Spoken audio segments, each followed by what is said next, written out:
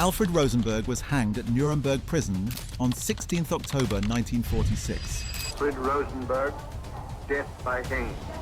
But the shadow of the Nazi Party's chief ideologue did not die with him.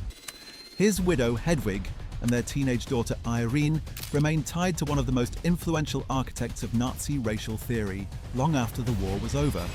When Germany collapsed in 1945, they lost their position, their property, and their place in Hitler's inner circle. What followed were years of internment, interrogation, and a life lived under a name that symbolized the intellectual foundations of genocide. Alfred Rosenberg was born on 12th of January 1893 in Revel, now Tallinn, Estonia, then part of the Russian Empire. His family belonged to the Baltic German community, a prosperous ethnic enclave that had lived in the region for centuries. His father, Waldemar Wilhelm Rosenberg, was a wealthy merchant. His mother, Elfriede, died just 2 months after giving birth to him, leaving the young Alfred to be raised by relatives. He studied architecture at the Riga Polytechnical Institute and later earned his doctorate in engineering from the Moscow Higher Technical School in 1917. These years exposed him to the turmoil of the Russian Revolution, and when the Bolsheviks consolidated power, Rosenberg fled westward to Munich in 1918, carrying with him a deep hatred of communism and an emerging conviction that Jews were responsible for the revolutionary chaos that had uprooted his world. In Munich, Rosenberg quickly gravitated toward the radical nationalist movements emerging in the aftermath of Germany's defeat in the First World War. He joined the German Workers' Party in January 1919, 9 months before Adolf Hitler. Through his work at the Völkischer Beobachter, the party newspaper that would become the official organ of the Nazi movement, Rosenberg made the acquaintance of Dietrich Eckart, one of Hitler's early mentors. Eckart introduced Rosenberg to the future Führer, and the two men found common ground in their anti-Semitic worldview. Hitler recognized in Rosenberg an intellectual who could articulate the philosophical underpinnings of National Socialism in ways that lent the movement an air of scholarly legitimacy. Rosenberg married twice. His first wife, Hilda Liesmann, was an ethnic Estonian he had met during his student years. They married in 1915, but the relationship deteriorated as Hilda developed tuberculosis. In his memoirs, Rosenberg wrote of their separation with striking coldness, noting that she was sick and would have to rely on others for the rest of her life. The divorce was granted in the spring of 1923. Hilda returned to Revel, later travelled to France seeking treatment, and eventually died from her illness. Rosenberg devoted little space to her memory. 2 years later, in 1925, Rosenberg married Hedwig Kramer. Unlike his first marriage, this union lasted until his execution. Together, they had 2 children. The first, a son, died in infancy, a tragedy that Rosenberg rarely discussed. Their second child, a daughter named Irene, was born in 1930. She would grow up surrounded by the elite of the Nazi Party, attending functions where Hitler himself was present, and living a childhood defined by privilege and ideological indoctrination. Throughout the 1920s and 1930s, Rosenberg consolidated his position as the Nazi Party's leading intellectual. In 1930, he published Der Mythos des 20. Jahrhunderts, The Myth of the 20th Century, a dense and often impenetrable treatise on racial theory that became the second most sold book in Nazi Germany after Hitler's Mein Kampf. The book sold over 1 million copies by 1944, propelled by party promotion rather than genuine readership. Even Hitler privately dismissed it as mystical nonsense, and Joseph Goebbels reportedly called it a philosophical belch. Hermann Göring joked that if Rosenberg were to decide cultural matters, Germany would have nothing but right, myth, and similar swindle. Yet despite the mockery from fellow Nazi leaders, Rosenberg's ideas permeated the movement's ideology. His conception of an eternal struggle between Aryan civilization and Jewish corruption provided a pseudo-intellectual framework for policies that would culminate in genocide. As the Nazi regime consolidated power, Rosenberg accumulated titles and responsibilities that placed him at the center of Nazi cultural and ideological policy. In 1933, he was named head of the Nazi Party's Foreign Affairs Department, a position he held throughout the entire period of Nazi rule. The following year, Hitler appointed him as the Führer's delegate for the supervision of the entire spiritual and ideological training and education of the Nazi Party, a grandiose title that reflected Rosenberg's perceived role as the movement's philosophical architect. He also led Amt Rosenberg, an official Nazi body responsible for cultural policy and surveillance between 1934 and 1945. In 1929, Rosenberg had founded the militant League for German Culture, the Kampfbund für Deutsche Kultur, an organization dedicated to combating what he considered degenerate influences in German art, music, and literature. Through this league, he attacked modernist artists, Jewish musicians, and any cultural expression that deviated from his vision of pure Aryan creativity. The Kampfbund organized boycotts of performances, exhibitions, and publications it deemed unacceptable. Though eventually absorbed into other Nazi cultural organizations, it established Rosenberg's credentials as a crusader for ideological purity in the arts. Rosenberg's ambitions extended to academia as well. In 1940, Hitler appointed him head of the Hohe Schule, a projected elite university for National Socialist research and education. The institution was planned as the crown jewel of Nazi intellectual life, a center where the next generation of party leaders would be trained in racial theory, Germanic mythology, and the supposed scientific foundations of Aryan supremacy. To stock its libraries, Rosenberg created the Einsatzstab Reichsleiter Rosenberg, or ERR, a task force that became the primary Nazi agency for looting cultural property across occupied Europe. The ERR's operations began in earnest in the summer of 1940, immediately after the German conquest of France. Initially focused on books, archives and research materials for the Hohe Schule and its subsidiary Institute for Research on the Jewish Question in Frankfurt, the task force quickly expanded its scope. On Hermann Göring's instigation, the ERR took control of Jewish art collections across occupied Western Europe. Göring himself was eager to enrich his personal collection and offered Luftwaffe assistance for the seizure and transport of cultural treasures. The ERR established its operational headquarters at the Jeu de Paume Museum in Paris, where seized artworks were processed, catalogued and photographed before being shipped to Germany. The scale of the plunder defied comprehension. The ERR systematically targeted prominent Jewish art dealers and collectors, the Rothschild family, Paul Rosenberg, no relation to Alfred, the Seligman brothers, George Wildenstein, and hundreds of others. Between April 1941 and July 1944, 29 convoys transported goods seized from Paris to Neuschwanstein Castle in Bavaria, the ERR's principal storage facility. By the end of the war, Rosenberg's organization had seized nearly 1.5 million railcar loads of artwork and cultural artifacts from German-controlled territories. The detail with which the ERR documented its theft has proved essential for post-war recovery efforts, as meticulous index cards catalogued each stolen painting, sculpture, and manuscript. In December 1941, Rosenberg expanded the looting operation beyond art and books. He requested permission from Hitler to seize furniture from homes no longer occupied by Jews, whether the original inhabitants had fled or been deported. The mobile action, or furniture operation, stripped tens of thousands of Jewish homes across Western Europe.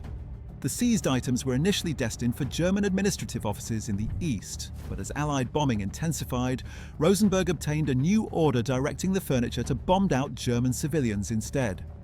This bureaucratic expansion revealed the comprehensive nature of Nazi plunder, not just masterpieces for Hitler's planned museum in Linz, but the tables, chairs, and beds of murdered families.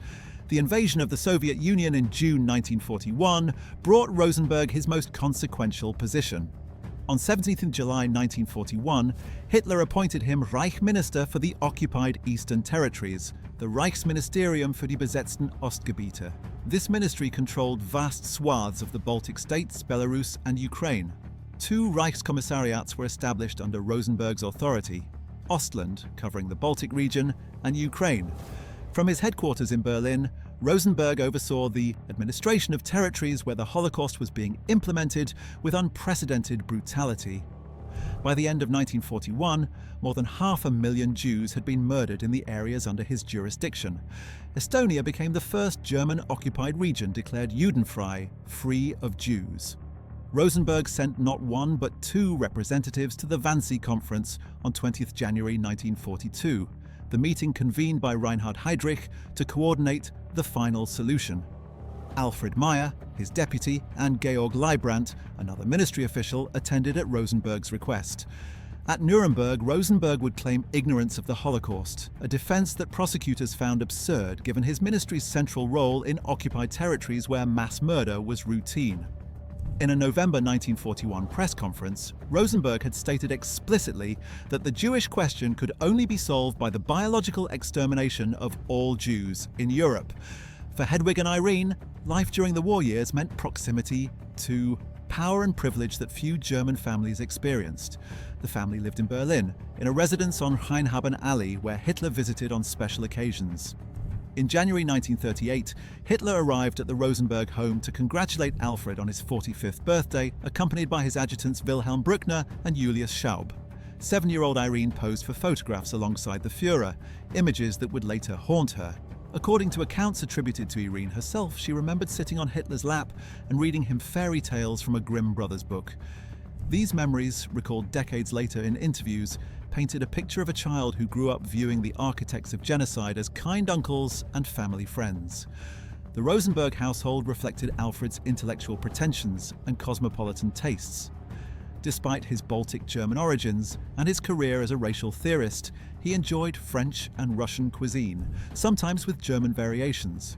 Family meals included discussions of religion, history, dance, and poetry, topics that Irene later recalled with evident fondness. Her father's office, filled with books and papers, represented a world of ideas that she absorbed without fully understanding their implications. Irene also developed a love of horses during her childhood, a passion that would continue into her adult years. Her father took her to visit the horses of comrades and colleagues, and she learned to ride at a young age. This equestrian interest provided a connection to the broader world of the German elite, where horsemanship signified social standing and cultural refinement. It also offered Irene an identity separate from her father's ideological work, a pursuit defined by skill and discipline rather than politics. Irene showed early creative talent. Her father encouraged her to write poetry and short stories, providing her with a typewriter and notebooks. In his memoirs written during his imprisonment at Nuremberg, Rosenberg described his daughter's imagination with evident pride, noting her poems with impressive imagery and a rhythm all their own. He recalled her sitting in a cellar room during the final months of the war, surrounded by the rubble of a crumbling Berlin, quietly typing her thoughts about destruction and death. On 22nd March 1945, her 15th birthday, Irene spent the day in the midst of dust and rubble, quietly resigned to the chaos around her. Rosenberg preserved this image of his daughter in his memory. Tall, young, with blonde hair falling over her shoulders, dressed in long slacks and a grey fur coat, carrying a handbag with long straps. The family's social circle included other Nazi elite families, and Irene interacted with children of similar backgrounds at events and parties. She later recalled meeting Gudrun Himmler at a gathering held specifically for children during an important state function that the adults attended separately. These connections would shape her worldview in ways that proved difficult to dislodge even after the regime collapsed. The collapse of Nazi Germany in early 1945 shattered the privileged existence the Rosenberg family had known. As Allied forces closed in, Hedwig and Irene found themselves caught up in the chaos of defeat. Unlike some Nazi leaders' families who fled to remote estates or attempted escapes to neutral countries, the Rosenbergs remained in Germany as the regime disintegrated around them. Alfred Rosenberg spent the final weeks of the war attempting to preserve his own position and papers. On 19th May 1945, Allied troops captured him in Flensburg-Mürwik, near the Danish border. According to contemporary reports, he was found hiding with several SS men in a fake addition to a hospital. One account describes him as drunk at the time of his arrest. His fingerprint arrest record, taken on 26 May 1945 at the Central Continental Prisoner of War Enclosure No. 32, listed his occupation as author and architect. He was subsequently transferred to Camp Ashcan, the code name for the Palace Hotel at Mondorf-les-Bains in Luxembourg, where the Allies held 86 of the most prominent surviving Nazi leaders before the Nuremberg trials. For Hedwig and Irene, capture came shortly after. British Pathé newsreel footage from September 1946 shows the mother and daughter arriving at Nuremberg Prison to visit Alfred during his trial. They had been arrested by Allied forces in 1945 and subsequently released, but remained under surveillance and faced ongoing interrogation about their knowledge of Nazi activities. The footage captures Irene at 16 years old, tall and thin, walking alongside her mother into the prison complex. Her expression reveals nothing, but accounts from those present describe a young woman who harbored deep loyalty to her father and hostility toward her captors. Joseph Persico, in his book Nuremberg, Infamy on Trial, recounted an incident that illuminated Irene's state of mind. Envy. The first day families were allowed to visit the defendants, a chaplain approached Irene and asked if she wanted to pray with him. According to Persico, she snapped at him with such venom that he stood in stunned silence. When he recovered and asked if there was anything she needed, she told him to get her a cigarette. The exchange captured the defiance of a teenager whose world had collapsed, but whose beliefs remained intact. The Nuremberg trial of the major war criminals began on 20 November 1945 and concluded on 1 October 1946. Alfred Rosenberg sat in the dock alongside Hermann Göring, Joachim von Ribbentrop, Rudolf Hess and other architects of the Third Reich. During psychological evaluations administered by prison staff, Rosenberg scored 127 on an IQ test, placing him 10th among the defendants. Prison psychologist Gustav Gilbert later reported that none of the Nazi leaders he interviewed had actually read Rosenberg's writings thoroughly, a finding that reflected both the impenetrability of his prose and the gap between his theoretical influence and his personal relationships with other Nazi leaders. Throughout the proceedings, Rosenberg maintained that he had played no direct role in the extermination of Jews, claiming instead that he had advocated for their resettlement rather than their murder. When confronted with his November 1941 press conference statement that the Jewish question could only be solved by biological extermination, he attempted various deflections. Prosecutors methodically dismantled this defense, presenting evidence of his speeches, his ministry's policies, and his presence at critical moments in the planning of genocide. The prosecution emphasized that Rosenberg's role extended beyond ideology. As Reich Minister for the occupied Eastern Territories, he bore direct responsibility for the administration of regions where millions were murdered. His ministry had sent 2 representatives to the Wannsee Conference, demonstrating its integration into the machinery of the final solution. The systematic plunder conducted by the ERR added another dimension to his crimes, showing how cultural genocide accompanied physical extermination. The tribunal heard testimony about the looting of Jewish libraries, the seizure of religious artifacts from synagogues, and the organized theft of art treasures from families who were simultaneously being deported to death camps. Rosenberg's defense strategy relied heavily on distancing himself from direct involvement in killing. He portrayed himself as an intellectual and administrator, not an executioner. He claimed that the brutal policies in the East were implemented by others, particularly the SS, often over his objections. He pointed to his agrarian reform proposals, which had promised to decollectivize Soviet farms and restore private ownership, as evidence of his supposed concern for the local population. The judges found these arguments unpersuasive. The international military tribunal found Rosenberg guilty on all 4 counts of the indictment: conspiracy to commit crimes against peace, planning and waging wars of aggression, war crimes, and crimes against humanity. The judgment named him one of the principal planners of the invasions of Norway and the Soviet Union. It held him directly responsible for the systematic plunder of occupied Europe and the brutal conditions in the Eastern Territories. The judges specifically noted his role in formulating Nazi racial ideology and its connection to the crimes committed. On 1 October 1946, the judges sentenced him to death by hanging.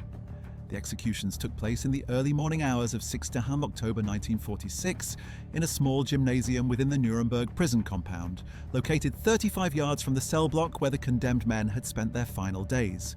3 gallows had been erected, 2 to be used alternately and 1 as a spare. The entire procedure lasted approximately 3.5 hours. Lieutenant Stanley Tills, who had supervised previous war crimes executions at Landsberg, oversaw the preparations. Master Sergeant John Woods served as the hangman, having personally constructed the gallows over the preceding weeks. For their last meal on 15th October, the condemned men were served sausage and cold cuts with potato salad and black bread, along with tea to drink. Hermann Göring never tasted his final meal. Just hours before the scheduled executions, guards discovered that the former Reichsmarshal had swallowed a cyanide capsule concealed in a copper cartridge shell. His death cheated the gallows and created an opening in the execution order. Joachim von Ribbentrop, Hitler's foreign minister, was hanged first, taking the place originally designated for Göring. Field Marshal Wilhelm Keitel followed, then Ernst Kaltenbrunner, the last chief of the Reich Security Main Office. Rosenberg was the fourth man to mount the scaffold. Journalist Kingsbury Smith, reporting for the International News Service, described Rosenberg as dull and sunken-cheeked, with a pasty brown complexion. He walked with a steady step, showing no visible nervousness as he climbed the 13 stairs to the gallows platform. When asked if he had any last statement, he gave only one word: no. Rosenberg was the only condemned man to decline the opportunity for final words. Despite his avowed atheism and his lifelong campaign against Christianity, a Protestant chaplain accompanied him to the gallows and stood beside him praying. Rosenberg glanced at the chaplain once, expressionless, and said nothing. 90 seconds after the trapdoor opened beneath his feet, he was pronounced dead at 1:59 in the morning. His execution was the swiftest of the 10 hangings that morning.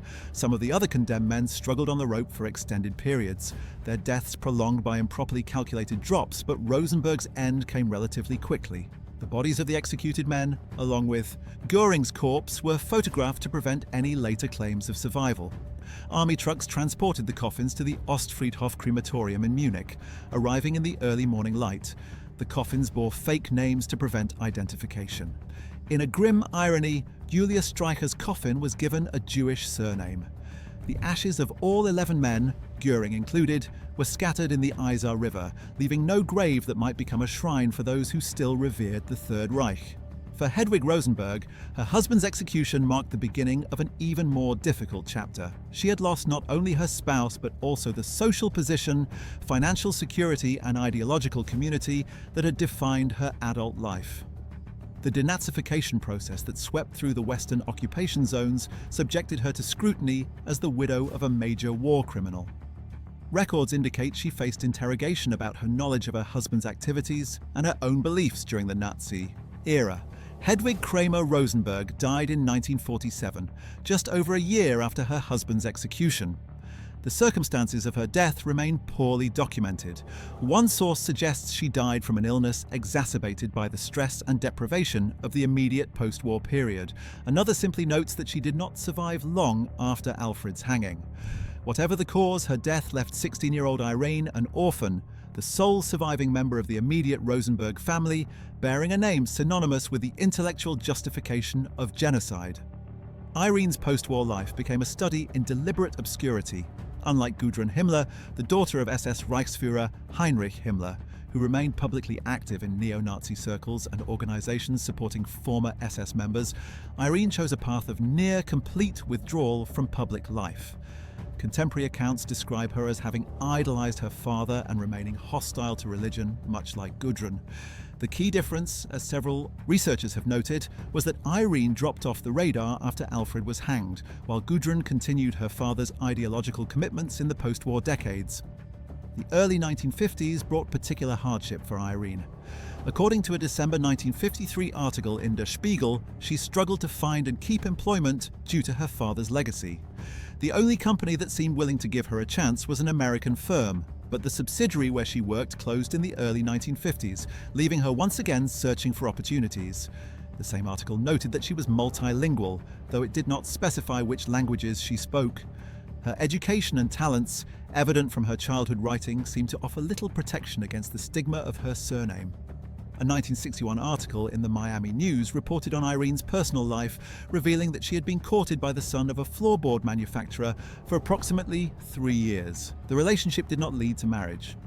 According to the article, Irene herself attributed the failure to her family name, asking rhetorically, "Who would marry a Rosenberg?" The question captured the isolation she experienced, the way her father's crimes had foreclosed possibilities that other young women her age took for granted. Various accounts suggest Irene developed a passion for horses and dressage. Between 1952 and 1955, she acquired a horse named Zigeunerbaron in Hanover and trained under Franz Ackel, a noted dressage coach and writer on the subject. This pursuit of equestrian interests offered a world where her surname mattered less than her skill with horses, a private sphere removed from the political controversies that surrounded her family name. The most detailed account of Irene's views comes from an interview purportedly conducted in Munich in 1981, when she would have been 51 years old. The interview, which has circulated on various websites and forums dedicated to World War II history, presents Irene defending her father in uncompromising terms. She described Hitler as kind and jovial, recalled childhood visits to the Führer's presence, and insisted that her father had been innocent of the crimes for which he was executed. She claimed that dinner table conversations during the war touched on Jews being moved east, but emphasized that orders were given for them to be treated well. These assertions contradicted the overwhelming historical evidence of the genocide that her father helped orchestrate. Whether this interview represents authentic testimony from Irene Rosenberg requires caution. The source where it appears has been associated with neo-Nazi sympathies, and the content presents a version of history that denies well-documented atrocities. Historians who study the families of Nazi perpetrators note that children who idolized their parents often constructed narratives that absolved them of guilt, reinterpreting documented crimes as fabrications or exaggerations. If the interview is genuine, it reveals a woman who remained imprisoned by her childhood beliefs, unable or unwilling to confront the reality of what her father had done. Some unverified accounts suggest that Irene may have emigrated to Argentina in the late 1950s or 1960s with a husband, settling in a German-oriented community south of Buenos Aires. This would place her among the many Germans who sought new lives in South America after the war, some fleeing prosecution, others simply seeking escape from the ruins and recriminations of post-war Europe. However, no reliable sources confirm this claim, and researchers who have attempted to trace her later life have found little concrete information. The recovery of Alfred Rosenberg's diary in 2013 brought renewed attention to his role in the Holocaust and, by extension, to his family's legacy. The diary had disappeared after the Nuremberg trials, apparently taken by Robert Kempner, one of the American prosecutors. Kempner, himself a German Jewish lawyer who had fled Nazi Germany and returned to help prosecute its leaders, kept the diary among his personal papers. After his death in 1993, the document passed through various hands until investigators from the Department of Homeland Security and the United States Holocaust Memorial Museum tracked it to Western New York in 2012. The 400 loose-leaf pages, covering the years 1936 to 1944, now reside at the Holocaust Museum in Washington, providing scholars with direct access to Rosenberg's thoughts during the years of genocide. Henry Mayer, the museum's senior archivist and himself the son of a Holocaust survivor, examined the diary and found that Rosenberg focused extensively on brutality against Jews and other ethnic groups. The diary also contained hostile comments about fellow Nazi leaders, revealing the internal rivalries and petty resentments that characterized Hitler's inner circle. For historians, the document offers a window into the mind of a man who provided intellectual cover for mass murder while claiming after the war to have known nothing of what transpired. The Rosenberg name continues to appear in scholarship on Nazi ideology and the Holocaust. Der Mythos des 20. Jahrhunderts remains in print, studied by historians seeking to understand how pseudo-scientific racism gained credibility in early 20th century Europe. The Einsatzstab Reichsleiter Rosenberg database, maintained by the Conference on Jewish Material Claims Against Germany, contains information on more than 40,000 art objects looted from Jews in German-occupied France and Belgium. More than half of these objects were never returned to their rightful owners or heirs. The systematic theft that Rosenberg organized continues to generate legal disputes and restitution claims decades after his execution. Alfred Rosenberg's extended family has taken varying positions on his legacy. A great-grandchild named Titus L. Rosenberg, reportedly born in 1974 in Poland, appears in genealogical records, though little is known about this individual or their views on their ancestor. The broader question of how descendants of Nazi perpetrators navigate their family histories has become a subject of scholarly and journalistic interest. Some have publicly repudiated their forebears. Others have maintained silence. A few have defended them. The Rosenberg family, insofar as it can be traced, appears to have chosen primarily the path of silence. For Irene, if she survived into old age, the weight of her father's crimes would have followed her throughout her life. Born in 1930, she would have turned 95 in 2025 if still living.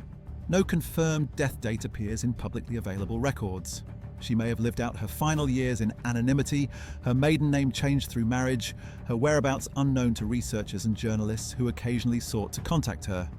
Her refusal to engage with those seeking information about her father, noted repeatedly in sources from the 1950s onward, appears to have been a consistent position throughout her life. The Rosenberg family story illustrates the long shadow cast by the Third Reich's intellectual architects. Unlike military commanders or administrators who could claim they were following orders, Rosenberg provided the ideas that made genocide seem logical and necessary to millions of Germans. His racial theories, however dismissed by fellow Nazis in private, shaped the worldview that permitted ordinary people to participate in extraordinary crimes. His widow and daughter inherited not wealth or property, but the burden of that legacy. Hedwig's early death spared her from decades of reckoning with her husband's crimes. Irene, forced to confront that legacy alone at 16, chose a path of defensive silence and, according to some accounts, continued belief in her father's innocence. Whether she ever came to understand the full scope of what he had done remains unknown. The available evidence suggests she did not or could not accept the historical consensus that places Alfred Rosenberg among the principal authors of the Holocaust. Her story mirrors Germany's broader struggle with memory and responsibility. The denazification process, for all its flaws, forced millions of Germans to account for their actions during the Nazi era. Some genuinely reckoned with the past, others constructed elaborate justifications and denials. Still others simply tried to forget and move forward. Irene Rosenberg, as the daughter of the man who gave Nazism its philosophical architecture, had fewer options for forgetting. Her name announced her connection to history in every job application, every introduction, every attempt at a normal life. The Rosenberg family's fate after 1945 demonstrates the varied outcomes that awaited those connected to the Nazi elite. Unlike families who retained wealth through hidden assets or sympathetic networks, the Rosenbergs appear to have lost everything. Unlike those who maintained public profiles defending their relatives, Irene retreated into obscurity. Unlike the children of some Nazi leaders who publicly repudiated their fathers, she seems to have maintained her loyalty while refusing to advocate for it openly.